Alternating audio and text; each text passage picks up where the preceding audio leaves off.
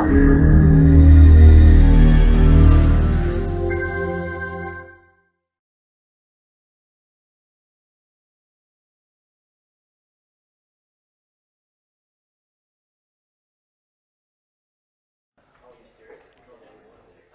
cool. Okay, let's go. I know I said 5:10, but I'm going to go against that.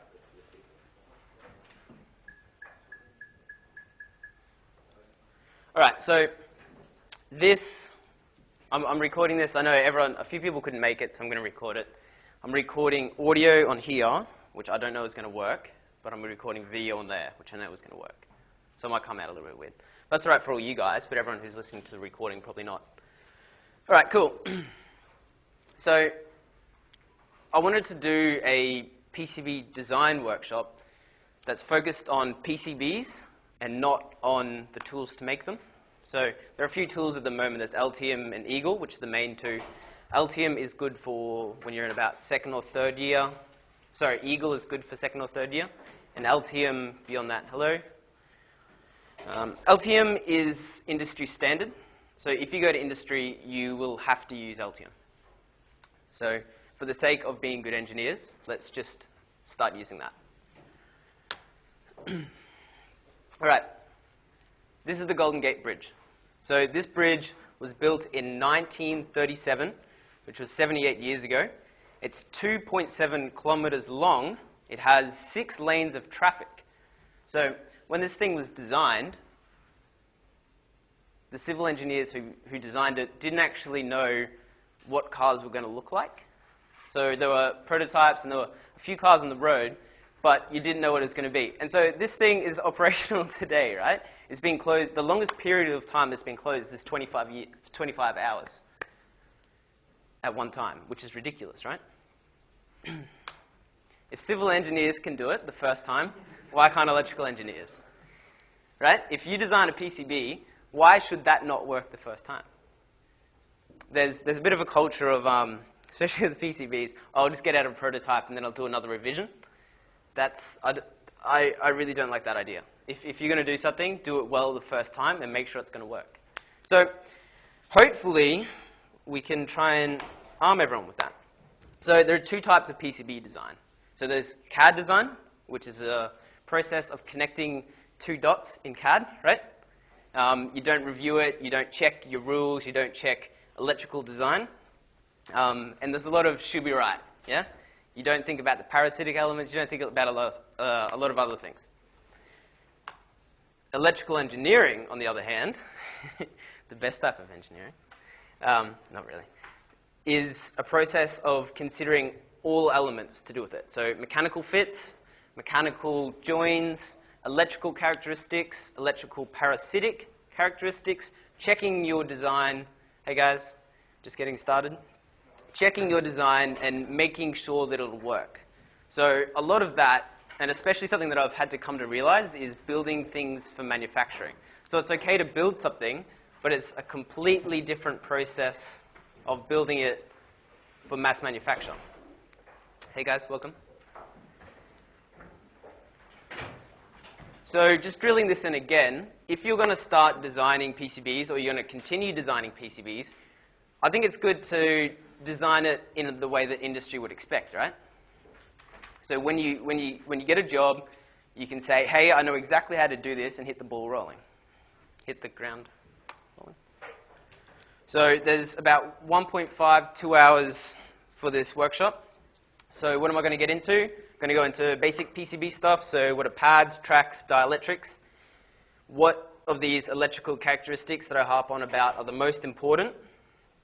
Some of the design tools and implementations like Altium, simulations, and manufacturing. So that's what I'm going to be talking about, but we're also going to quickly jump into some Altium stuff. So I've been passing around a USB that has about 20 megabytes of files on it that is a good structure that I've come to use. So I'll do it, and the point is it's going to be recorded, so if you ever want to design from scratch, it'll be there in a recording to show you how to do it. And follow along if you can. I think about 1/3, 1/2 of people here have Altium, so just crowd around them. Right, so what's my history? I'm the president of EESS. I'm the hardware designer of this, the bolt. And I've done a lot of the PCBs for EESS, which is cool. But I'd like more people to do it. Also, over the last 3-4 months, I've actually just finished now, interning at Cochlear, so working on bionic ears. So I designed PCBs there for test systems. I've done a lot of cross-sections for their stuff. Had to learn how to do the design, how they go and make tens of thousands of bionic ears, which is a really, really complicated process. And spent a lot of long nights learning this stuff. Cool. So a few reflections about university versus industry. Software is really easy to do, right? It's really easy for a turnover. It's not easy to do. It has a quick turnover, right? You hit the recompile button and you've got a new version and you're good to go. Hardware is not. Hardware, you spend weeks researching a PCB, trying to figure out what it does.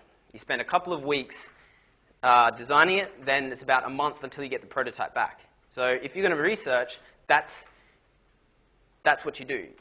There's a really long turnaround point. So if you're the best PCB designer in the world, you're probably not researching it, right? You're probably implementing it. So the best hardware designers are generally in industry. Cool. All right. So this is Altium. This is 2 screenshots from Altium. This is a 3D render. So I've got a Bluetooth module. There's some headers for power. There's a microcontroller, button, USB, some cool stuff.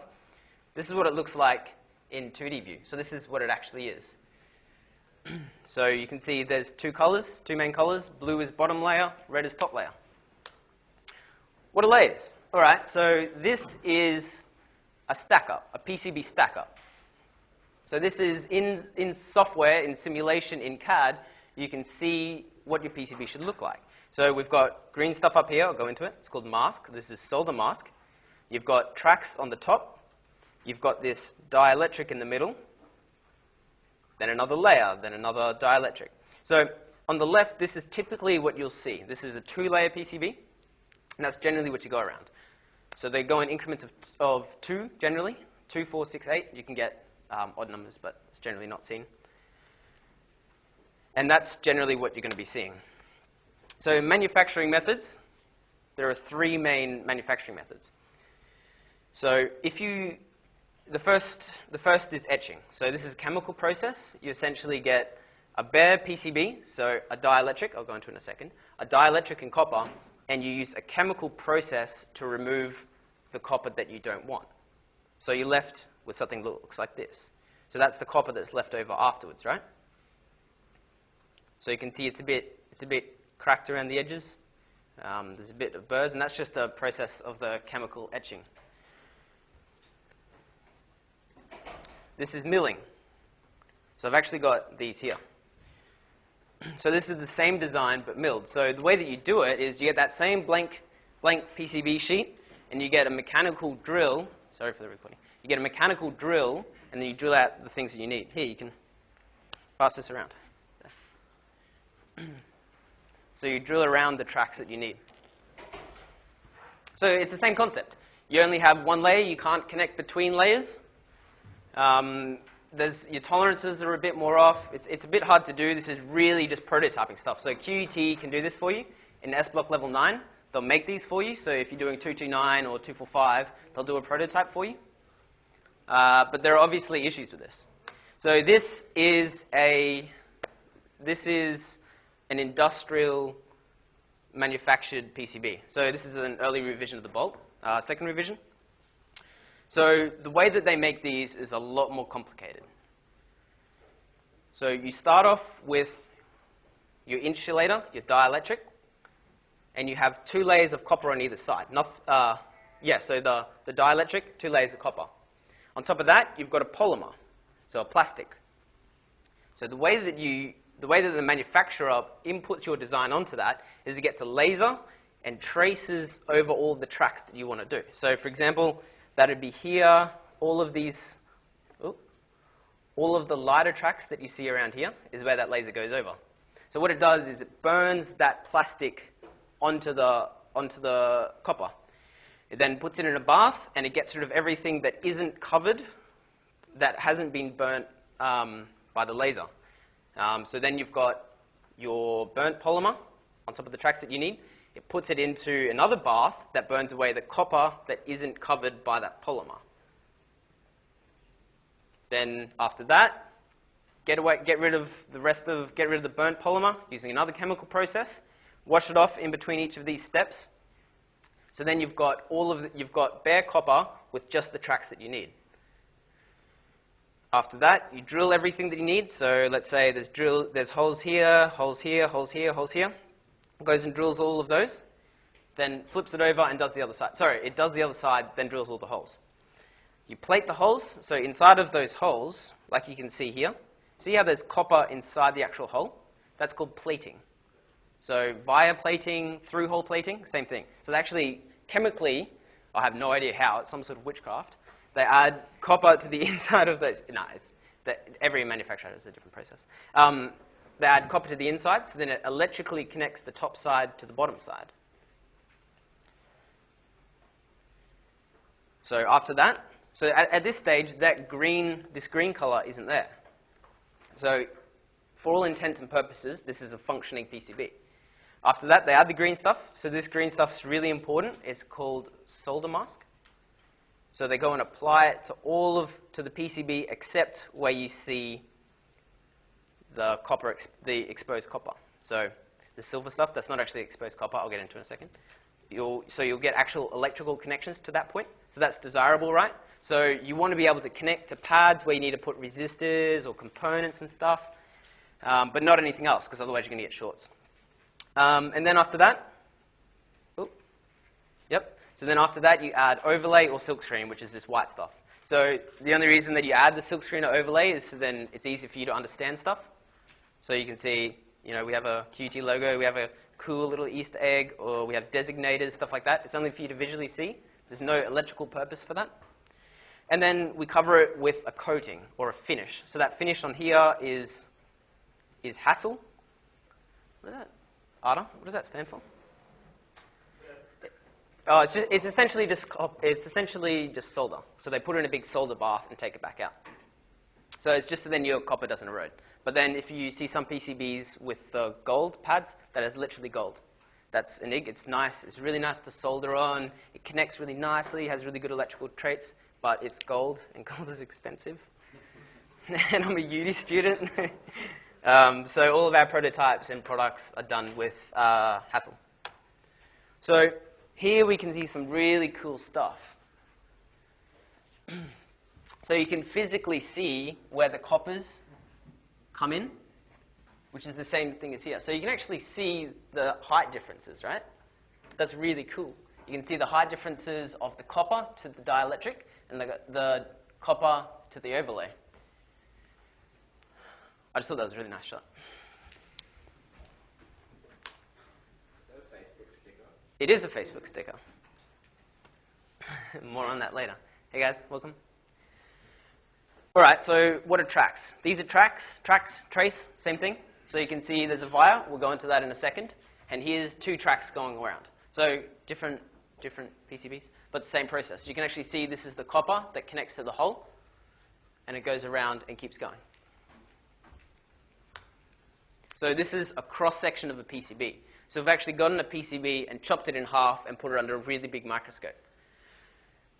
So you can see there are different thicknesses on here, right? There's the thickness of this copper here, of this copper layer, and this copper layer. So that's desirable, right?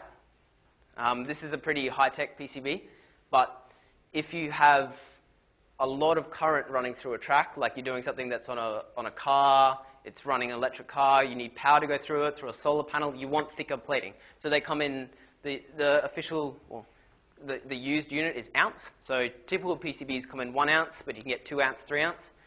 2 ounce is more expensive, obviously, 3 ounce even more. 1 ounce is the standard. All right, so we have a PCB and we have some sort of data that we need to get from one point to another. So this could be a connection between two resistors. It could be a communication connection. It could be anything you want, whatever it is. So we need to go from the top layer on the PCB down to the bottom layer. So I'll run back to this cross-section. So we want to get from here to here, right? So that's the via in the middle. So this is how we do it. In software, so this is the top layer, go through the via, down to the bottom layer. All right, cool. Stop drilling it into me, Blake. This is a via. Can we just appreciate that cross-section for a second? So good. So this is a through-hole via. This connects. So this is a 5-layer PCB. So 1, 2, 3, 4, 5. So it connects layer 1 to layer 5. So you can see the plating process. So a hole's being drilled up through it. They've plated the inside. So you can see it kind of comes up a bit as well, and that's part of the plating process. This is an even more advanced PCB, and you've got weird vias, right? You've got via going from layer 1 to layer 2, and layer 2 down to layer 5. So this is the same sort of concept. We need to get from one layer to another layer. So we need to go through the third, we need to go through the third axis, and that's how you do it. For reference, that's 40 microns thick. Yeah, crazy stuff. So that's a 6-layer PCB. So this is called a buried via, and that's called a micro or a blind via. Solder mask. So solder mask, solder resist, it's the same thing. So this is one of our PCBs. So you can see when you design it, you want your exposed copper. This is actually just a logo. This has no electrical purpose, but it's really good to show it off. You have your copper here, which has the pink tinge. Please excuse that. And then your solder mask or your solder resist here. So when they apply it, there's obviously a registration issue here, but the concept's the same. So you couldn't actually solder this part of the PCB. So that's actually what pushes the solder off it, and it keeps the solder where you want it to be, which is like really, really handy. It's awesome. So you can see that's actually the physical layer. So underneath here, the brown spot is the dielectric. This is overlay, or silk screen. Kind of looks like icing sugar, which is kind of gross. So this is actually on the bolt. So you can see a copper track going underneath. And then obviously the solder mask over, and then the overlay. Cool. So the dielectrics. So unfortunately, I don't have any cool cross sections of these. Sorry. So FR4 is the rigid material, which is this. I'll pass these around. So this is FR4, which is a rigid PCB. If you want to have a look at it. Actually, I only just got these this morning. So that's typically what you use. You use that for 97% of your PCBs. When you want to get really complicated and really advanced, you'd use polyamide. So polyamide is what those cross-sections were of, and it's flexible PCB. So you can it has really nice electrical characteristics. This is one of them. So this entire thing is a PCB, but you can see it flexes. So you use polyamide for high-tech stuff like that. Is it more expensive? It's very expensive, like very expensive. There are not very many manufacturers that can do it. But like as I say, FR4 will be 97, 99% of your PCBs. I haven't ever designed a polyamide PCB. Okay. All good. You all know how they're made.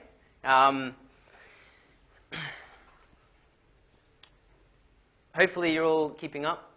So let's go into Altium Designer. So who has Altium up? Hands up. Yeah. Have you all got the flash on it? So what we're actually going to do is design a microcontroller, which is going to be cool. So we're going to design an AVR 8-bit microcontroller, the same sort of thing as the Teensy or the Pololu. You guys right? So a PCB starts from the pads of the components, and then you work up from there. So here we have pads. So inside Altium, these are all of, I've given you this library of standard parts. So there's one that's missing, which is the microcontroller. So we're actually going to design it now. Cool. So because what we're designing is going to be the AT90 USB 1286. So this is the same microcontroller conveniently that's on the bolt, right? it's a huge data sheet. It's 450 pages. But on all data sheets, if you ever want to create a footprint from that component, you'll find the dimensions of the pads that you need down the bottom. So we'll scroll past all of that interesting stuff and go up. Whoa.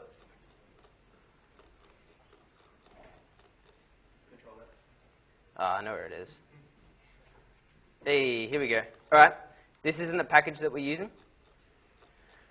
We'll go into packages in a second. This is the package that we're using. So this is a TQFP64. So it's a quad flat pack with 64 pins. All right, we're gonna take a bit of a cheat route, and we're going to use the inbuilt. Yeah. What does TQFP stand for? We'll go into TQFP. But for now, we'll just do this. Okay, cool.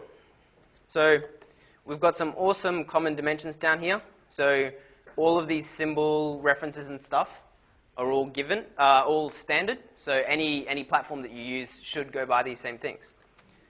So what we can do in Altium is use tools, the IPC compliant footprint wizard.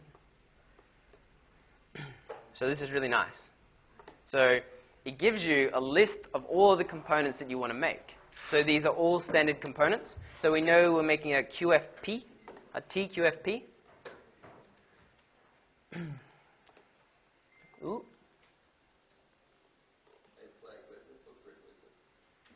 Tools, sorry. Tools, IPC compliant footprint wizard. Not coming up? All right, I can make this from scratch if you guys want. It'll be a little bit slower. Hands up if you want me to make it from scratch. Hands up if you want me to make it using the tool wizard. Do we have enough time? Hey, tool wizard. All right. It should be on there. Can you just turn the aircon on? Cool.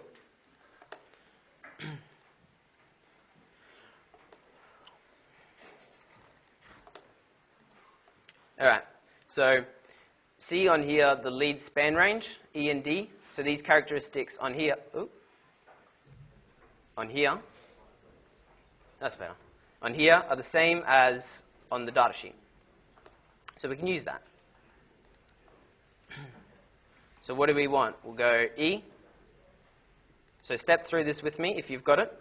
So E, 16 and 14. Go 16, 14.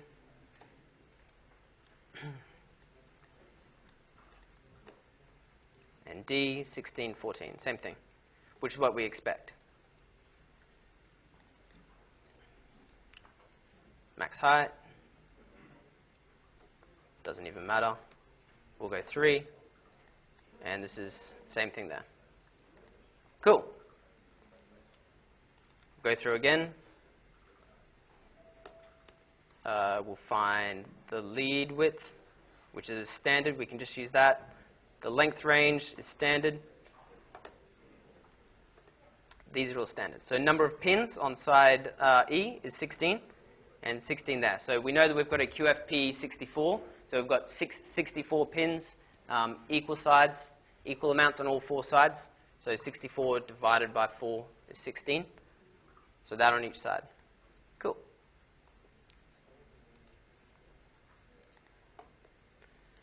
All right, no worries. Oh, wait, I did something wrong.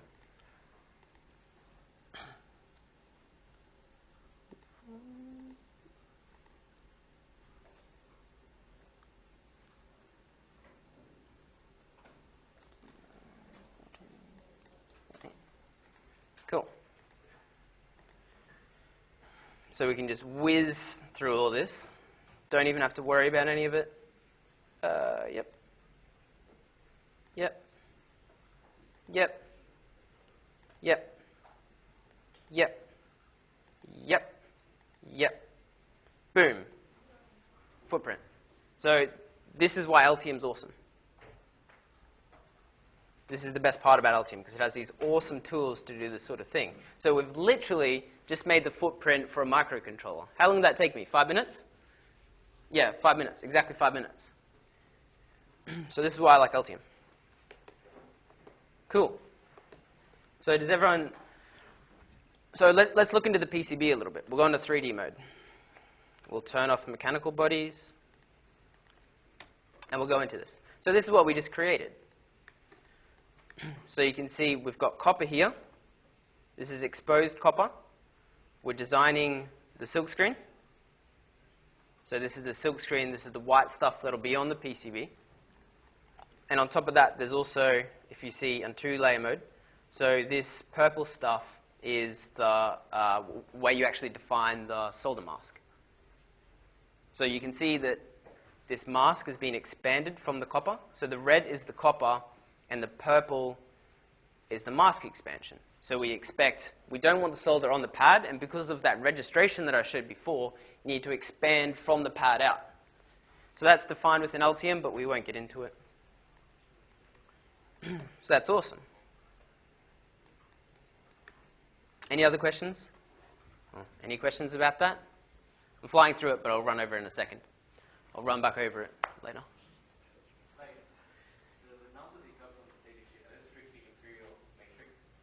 They're generally metric, but every data sheet's different. Atmel uses metric stuff. Cool. We'll get back into that in a second.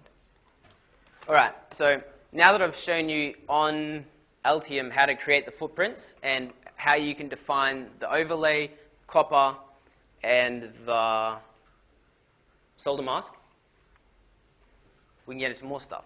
So you can see the physical stuff, so these physical PCBs, and how they're translated to Altium. So that's cool.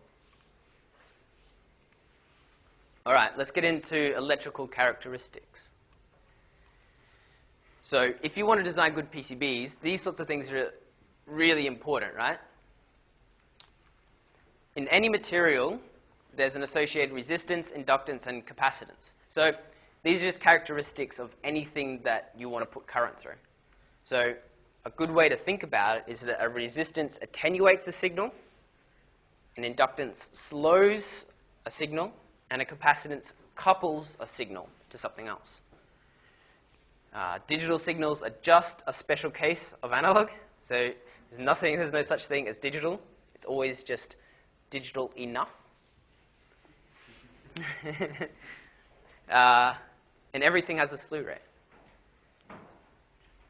An analogy that I kind of made, if anyone took 245 last year, is everything is just wobbly air. And that's, you'll start to realize that once high frequency stuff comes up, which we won't really get into. All right, so I'm going to get back to this diagram a lot. So you can see this is, you can think of this as the same cross-section as what we had before. Do you see how we had the copper before? So this is the copper here. This is the dielectric. And this is another copper plane underneath. So this, we'll just say that this layer of copper here is ground. So that's connected to ground, and we have some signal permeating through. So any signal has resistance, inductance, and capacitance. And a result of that, in turn, is an electrical field, which is described by these lines coming down here, and a magnetic field. So you can think of the electrical field as capacitance, and the magnetic field as inductance. And a fancy thing about this, the speed of electricity in FR4 is half the speed of light when compared to a vacuum. All right, what's resistance? So if you have tracks on a PCB, the thicker your track, the less resistance, right? Which kind of makes sense. So the more of it, the less it attenuates. So you can see we have a power line going along here, and then data lines going along here. So the data lines, not as much current, so resistance isn't as important.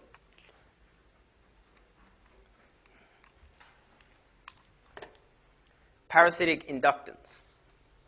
All right. So parasitic inductance is the bane of digital signals, right?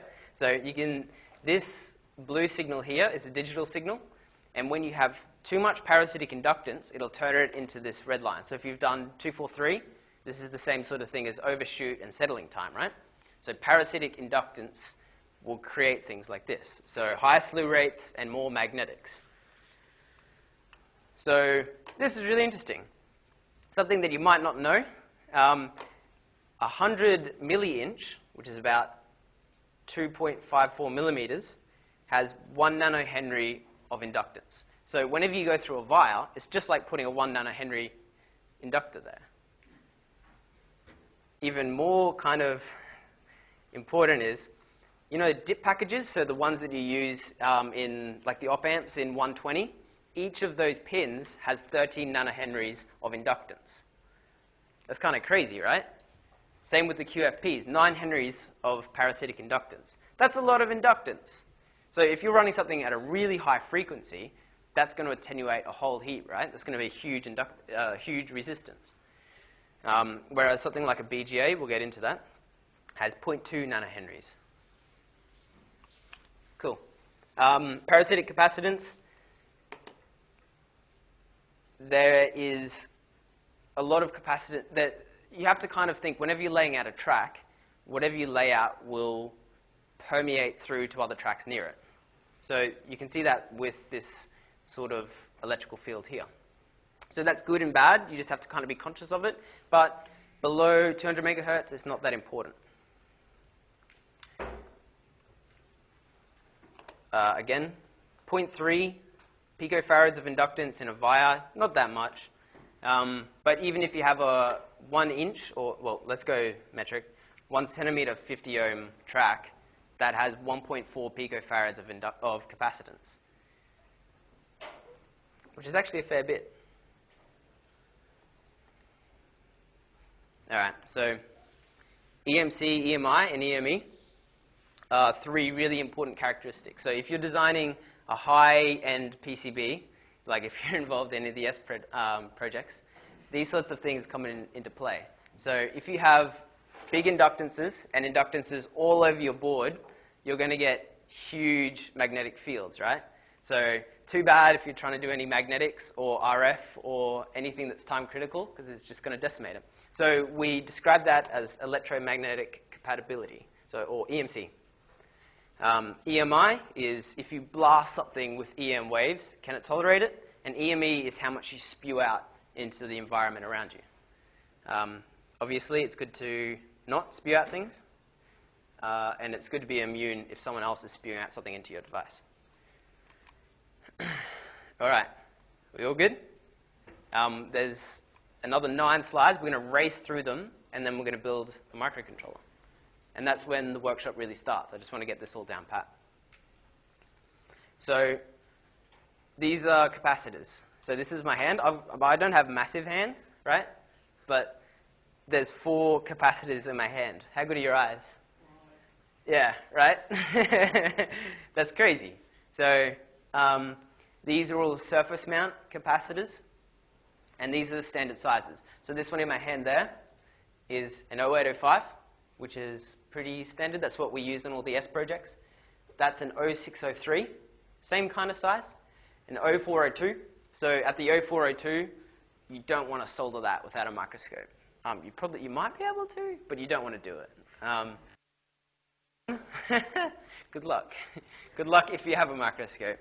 You have to kind of, when you start soldering 0201s, you need to balance your coffee schedule really precisely for the handshakes. And something that took me way too long to realize, 0201, for example, it means the component is 20 milli-inches by 10 milli-inches in size. That took me ages to realize. So those are passives. These are ASICs. So this is raw silicon. Not raw silicon. This is doped silicon. So if you're learning 240 and stuff, this is what it's leading up to. So if you are a designer of a microcontroller, this is what you produce. If you're a designer of a power supply, this is what you produce. So for scaling, this ASIC is that. So this stuff's really small. Stuff is really small. To produce these, it's really cheap. To design them, it's really expensive. So what happens is they'll produce this silicon. So you can see there's some cool stuff. This is probably flash. The processor's probably here. There's a whole heap of peripherals. But you need to get that out to the outside world. You need to connect an electrical signal. And that's what this is. So this is gold wire bonding. So you can see there's these pads along here. So what the manufacturer will do is attach a small, tiny little small gold wire bond to another bigger lead on the outside. Does that kind of make sense? These scales are kind of hard to get your head around. So how big is that? The actual board? That board? Yeah. It's about that big, palm of my hand. So pretty small stuff, right?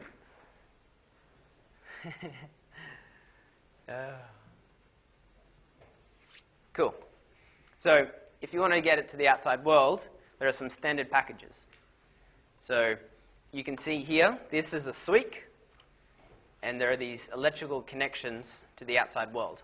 So internally in this thing, these ASICs are in there, and those gold wire bonds electrically connect from the ASIC to those pins over there. So that's how it's done.